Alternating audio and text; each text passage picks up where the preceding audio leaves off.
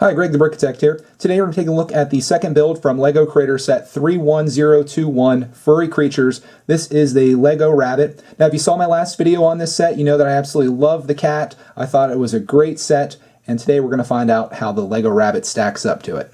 Here's the Lego Rabbit in all its glory. This is a very simple build, only used a fraction of the pieces from the Furry Creatures cat and mouse build, which is okay since it's a secondary model. Now in terms of functions, that's what I'm really looking for. The cat had a lot of that. The rabbit, not so much. You got the ears that you can move like this, and of course they move forward and back, so you can kind of make them like a flop-eared rabbit if you want to bring them way down and do things like that. And I kind of like them just kind of positioned right about there. The one disappointing thing about the ears is that they kind of look unfinished from the front. You can see how this looks here. If you spin them around, looks a little bit better from that angle. It just looks like it's finished and there's actually like fur on it, but the inside of the ears are supposed to look like that, I guess, and I'll give them a pass on that. There is function in the head. It moves back and forth, and you can also move it up and down, so you can have your rabbit look up.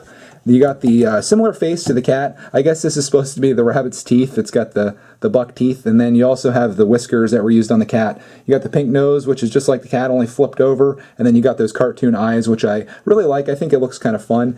Where the functions kind of start to go downhill are in the arms. The arms move back and forth like this, nothing else.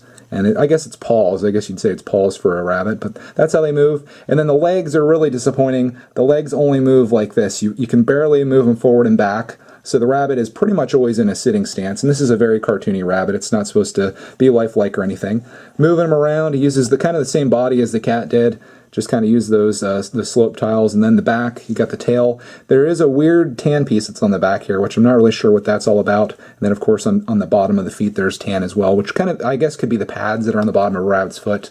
The tan pieces are kind of weird to integrate into here, but it works just fine. And for most part, I would say this is a passable build. It works as just a piece that you're going to set around like this, but there's not a whole lot to do in terms of playability. I'm hoping that changes for the next build from this set. That's going to be the dog, which will be the third and final build. And I think, just from looking at the photos, it looks like it's going to be pretty awesome. Comparable to the cat, or maybe even a little bit better, so we'll have to find out. I thank you for watching this video, and we'll see you in the next one.